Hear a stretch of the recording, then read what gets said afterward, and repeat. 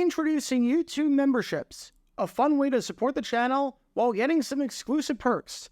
Click the join button to become a member now and get benefits like badges next to your name on videos, behind-the-scenes photos, advantages during the live trivia game, discounts on merchandise, private one-on-one video chats, the ability to request future video topics, and exclusive 8 to 10 minute videos on the history of the NFL. And now, on with our feature presentation. November 26, 2023. It's Week 12 of the NFL season, and we've got an interconference battle on our hands down in Tennessee between the Carolina Panthers and the Tennessee Titans. I wish I could say that this was a big game for both teams in terms of the standings, but alas, I cannot, as this game on paper is the worst and least important game of the week. The Titans enter this one at 3-7, boasting the second worst record in the AFC and being incredibly far back of a playoff spot, while the Panthers enter this one at 1-9, boasting the worst record in the entire NFL and looking to avoid becoming the first team in the league this season to reach double-digit losses. I guess it's a big game in the sense that both of these coaches seem to be on a hot seat of sorts, so any big screw-ups in a game like this are going to be amplified by the ownership making the decision at the end of the season. And oh man, did we get one of those here today. That did not disappoint at all. The season of dumb decisions just keeps on giving.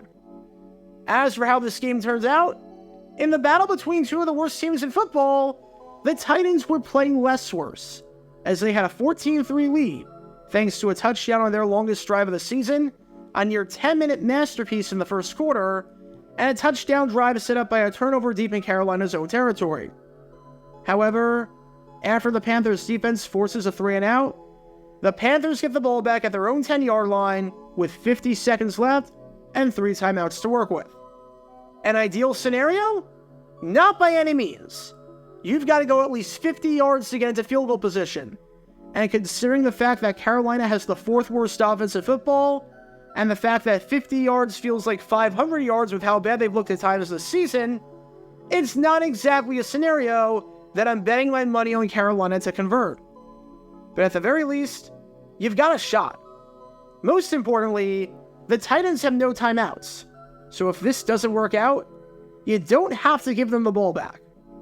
First down, and the drive stays ahead of schedule with a gain of 8 on a pass by Bryce Young to Jonathan Mingo. The Panthers burn their first timeout with the clock running. Alright, good start. This pass falls incomplete, which stops the clock. Not so good.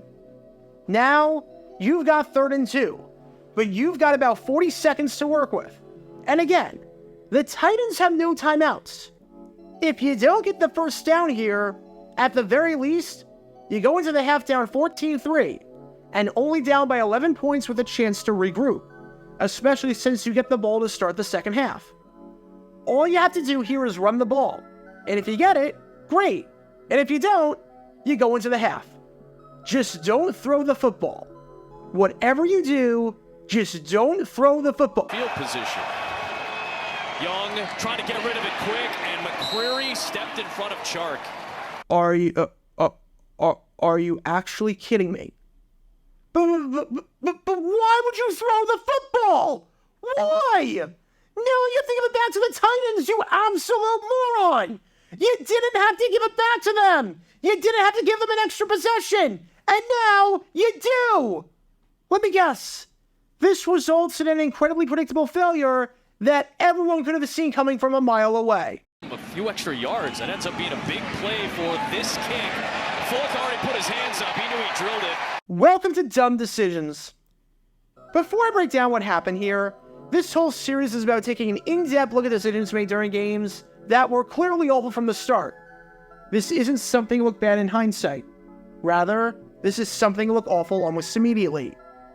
These are moves where your gut instinct tells you right away that there is no way this can possibly work. And sure enough, your gut instinct was smarter than that of an NFL head coach. And for this one, we're going to take a look at the mind of Carolina Panthers head coach Frank Reich. Usually, there's one coach every year that gets hired and then becomes a one and done. And it seems like Frank Reich is going to become that guy this year. Because my God, he has been nothing short of atrocious all season. The Panthers have the worst record in football, And a large part of that is because of him. I already did a dumb decisions episode on him from earlier this season with his atrocious in-game management skills against the Chicago Bears on Thursday Night Football, which you can learn more about by clicking the card in the upper right corner. And this is another prime example of what a failure Reich has been this season. And you can't even say he's not the offensive coordinator, so he's not the one calling plays, because he has play calling duties. And you can't even say that a loss is a win because you want to tank, because they don't even have their first round pick. Everything about this team in this situation is just a mess on every level. So with that being said, let's take a look at why calling a passing play here on 3rd and 2 deep in your own territory when the Titans have no timeouts is a really bad idea. And I'm going to evaluate this from a pros and cons standpoint, because that seems like the best way to do this. Option 1 is to do what any coach with a brain would have done in this situation, which is to run the football. First off, 2 yards is not exactly a lot to get. It is a very attainable thing to get 2 yards on a play on 3rd and 2. I mean, the last time you had 3rd and 2, this is what happened. You got the first down. You got what you needed. So it's not exactly a lot to ask for to get 2 yards on a run. And if you do get the first down, alright, that's great. You can use one of your timeouts, still have about 38 seconds left, still have a timeout to work with, and have time to drive down the field with a timeout available at your disposal and a new set of downs. But what happens if you don't get the first down here? What happens if you get stuffed? Well, that would stink, but here's the important part. The half is over. It's a 40-second play clock, and the Titans have no timeouts. If it's 4th and 2 or 4th and 1, guess what? You don't have to call a play. The half ends, you go into the half down by 11 points, and there's nothing that the Titans can do about it to try and extend their lead. Nothing at all. Running the ball here is a no-lose scenario. Either you get the first down, and your offense stays on the field with a chance to score, or you don't get the first down, and the Titans don't get any more points. Now let's compare that to the alternative option, in option 2, of throwing the football, which is what any coach would have done in this situation that didn't have any brains. If you throw the football and you get it, alright, that's good, but it's the same as running the ball for a first down. Now you might be saying, but wait a second, timeout. You're being deliberately simplistic here. You throw the ball, and you can get to the sidelines and not have to burn a timeout. And true, that would be better than running the ball, where you're likely not going to be able to have the room to get out of bounds, especially if you just punch it up the gut. And I would agree with you, if not for the fact that literally every single receiver is running over the middle. You've got 4 wideouts, and all 4 of them are over the middle. 1 is running a curl over the middle, 2 are running slants, and 1 looks like he's running a drag. So that doesn't even apply here based on this idiotic play call. The best case scenario if you throw the ball, where you get the first and have to burn a timeout, is the same exact best case scenario if you run the ball. But guess what? Guess what happens if you don't complete the pass? Guess what happens in the worst case scenario where the pass isn't completed? The clock stops, it's 4th down, and you have to punt the ball back to the Titans, thereby giving them another chance to score in presumably great field position, because you're punting this one inside your own 20-yard line. You're guaranteed to give the ball back to the Titans with about 30 seconds left, where they have time to run about 5 plays, needing to only get 20 or so yards to get into field goal range and extend their lead even more. And it's not like this was a low-risk pass like a screen or something like that. This was a slant route into tight coverage with one of the worst passing offenses and worst quarterbacks at this very moment in football. It's not like you've got Patrick Mahomes or something where you can at least justify the risk considering the talent you've got. You don't. You just don't. You're the freaking Carolina Panthers. You don't have that talent. So let me get this straight. If you run the ball, the best case scenario is that you get the first down and you call the timeout. If you pass the ball, the best case scenario is that you get the first down and you call a timeout. It's identical. It's the same thing. But if you run the ball, the worst case scenario is that you go into the half down 14-3 without having to get the ball back to the Titans in great field position. If you pass the ball, the worst case scenario is that you go down 17-3 or 21-3 because you have to give the ball back to the Titans, and you're giving them great field position. Gee, I wonder which option makes the most sense. It's like making a bet with someone where if you win, nothing happens. But if your opponent wins, you have to do something for them. If you never made that bet in the first place and the worst case scenario happens, that's fine.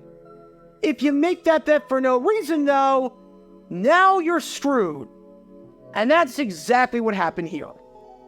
And after the game, no one asked him in the post-game press conference about the awful decision.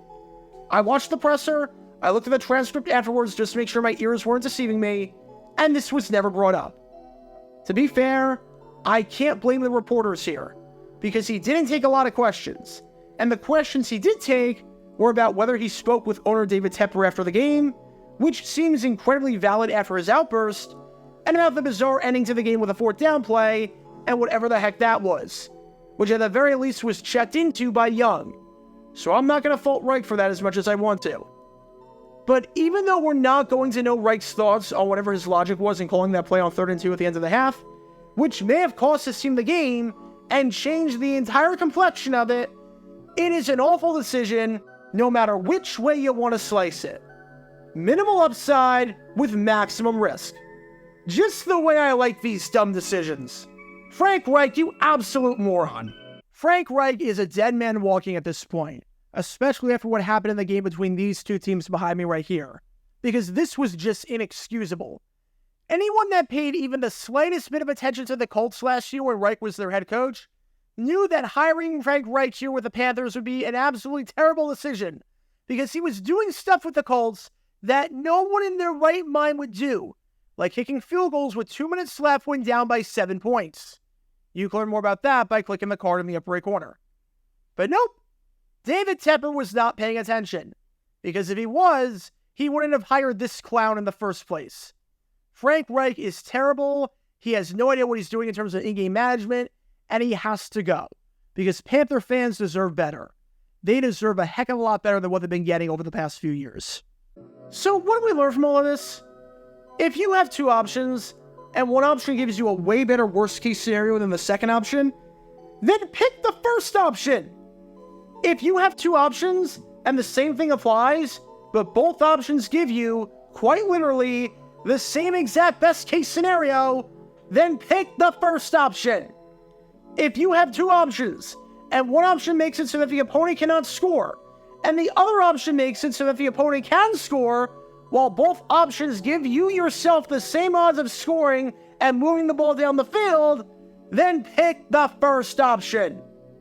And if your name is Frank Reich, if you have two options, and one option is something that makes you the only person in the world that would actually pick that option, and the other option is something that literally everyone else would do because it's a no-risk, high-reward scenario, then pick that option instead. Because when all of these elements are in play, you can't exactly be surprised when this play backfires. Talk about a dumb decision. Get your official Jaguar Gear 9 merchandise by going to jj9shop.com, and be sure to like and subscribe, as it really helps the channel out a lot. Join me every Wednesday night where we'll play NFL Trivia for cash prizes at 9 p.m. Eastern over on Twitch. To learn more about the history of college football, subscribe to Jaguar Gator 8. To learn more about the history of Major League Baseball, subscribe to Jaguar Gator 7. Also, special thanks to all of our Patreon supporters for helping out the channel. Your support is greatly appreciated. See how you can become a patron and request future video topics in the description below.